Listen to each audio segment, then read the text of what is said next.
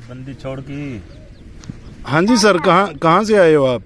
जी मैं जिला छतरपुर धीरेन्द्र शास्त्री जी के ग्राम गढ़ा से पास में ही गांव है मेरा। धीरेन्द्र शास्त्री जो ये बागेश्वर वाले? अच्छा अच्छा, के पास में गांव है मेरा। फिर आप यहाँ हरियाणा में धनाना धाम में क्या कर रहे हो? धनाना धाम में सदगुरुदेव जी का जो सत्संग सुना मैंने, उससे पता चला कि जीव का उद्धार होना बहुत अनिवार्य है। आत्मा का कल्याण कराना मानव जीवन प्राप्त करके बहुत ही अनिवार्य है। इसलिए मैं 2013 में ही बरवाला आश्रम रोहतक बरवाला आश्रम हरियाणा में नामदान ले चुका था। अच्छा अच्छा, नहीं मेरी ये समझ नहीं आया, आप ये बागेश्वर वाले इतने फेमस कथावाचक हैं धीरेन्द्र शास्त्री जी, हमारे यहाँ से हरियाणा से तो लगभग इतनी दूर लोग उनसे मिलने जाते हैं, पर्चियां निकलवाने जाते हैं, और आप उनके पास से होते हुए भी खुद यहाँ आए हो रामपाल जी महाराज के पास। जो धीरेन्द्र शास्त्री जी हैं वो बाद में फेमस हुए हैं। मेरा गुरुदेव जी से उपदेश 2013 में हो गया था। उससे मुझे ज्ञान हो गया कि तीरथ का है एक फल, संत मिले फल चार, सदगुरु मिले अनंत फल, कहत कबीर विचार।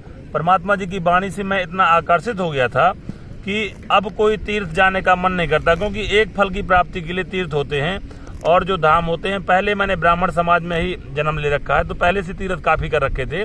और गुरुदेव जी के चरणों में 2013 में आने के बाद कबीर साहब जी की वाणी से जो ज्ञान प्राप्त हुआ, उससे पता चला कि तीर्थ का तो मात्र एक फल है और संत मिले फल चार, सतगुरु यदि मिल गए तो पूर्णतः जो सभी शास्त्रों से प्रमाण देकर के जगत गुरु तत्वदर्शी संत जी ने बताया है कि तत्वदर्शी संत की खोज जो बताई है। और गीता जी के अध्याय नंबर 15 के श्लोक नंबर 1 से 4 तक जो उदाहरण हमारे भगवान श्री कृष्ण जी ने दिया है कि तत्वदर्शी संत मिल जाने के उपरांत फिर किसी चीज की तलाश नहीं होना चाहिए, क्योंकि आत्म कल्याण ही सबसे बड़ी बात है। अच्छा, नहीं लेकिन मैं आपसे ये पूछना चाहूंगा, चलो ठीक है आपने संत रामपाल जी महाराज से नाम दीक्षा ले ली, लेकिन आपने जैसे अब धीरेन्द्र शास्त्री इतने फेमस हो चुके हैं, सीधी मतलब लोगों का बता देते हैं आपको ये दिक्कत है, ये परेशानी है, उनके पास नहीं गए आप? मैं तो वहाँ रास्ते से भी गुजर जाता हूँ, निकल जाता हूँ, मेन रोड से निकल जाता हूँ, पास में 1 किलोमीटर दूर से भी निकल जाता हूँ। हाँ। परंतु कभी कोई चाहना नहीं हुई कि मतलब यहाँ से कुछ प्राप्ति करना है, क्योंकि जितने भी फल हैं वो सदगुरु कल्प वृक्ष की तरह होते हैं। कल्प वृक्ष की छांव में आप कुछ भी प्राप्त कर सकते हैं जब सारी इच्छाएं पूरी हो जाती हैं। अपन जैसे गांव में किसी भी यदि संत महंत गांव में ही यदि अपन को मिल जाए, या महापुरुष गांव में ही आ जाए, यदि वो पूरे जैसे कल्प वृक्ष की तरह सदगुरु होते हैं, यदि वहाँ पूरे फल अपन को मिलने लगे तो फिर कहीं जाने की इच्छा होती ही नहीं है। और इंसान हरियाणा से जो बागेश्वर धाम जाते हैं या और भी अन्य राज्यों से बागेश्वर धाम जाते हैं, तो उनको अभी सदगुरु की प्राप्ति नहीं हुई, सच्चा ज्ञान नहीं हुआ, शास्त्र उन्होंने खोले नहीं हैं। तीर्थ व्रत के बारे में शास्त्रों में लिखा है कि उसका एक फल होता है, तीर्थ का है एक फल, संत मिले फल चार, सदगुरु मिले अनंत फल। जैसे अनंत फलों की सभी मतलब जैसे MBBS डॉक्टर मिल जाता है, कैंसर का विशेषज्ञ मिल जाता है, तो थैला वाले डॉक्टरों से इलाज मतलब मूर्ख व्यक्ति ही करवाएगा।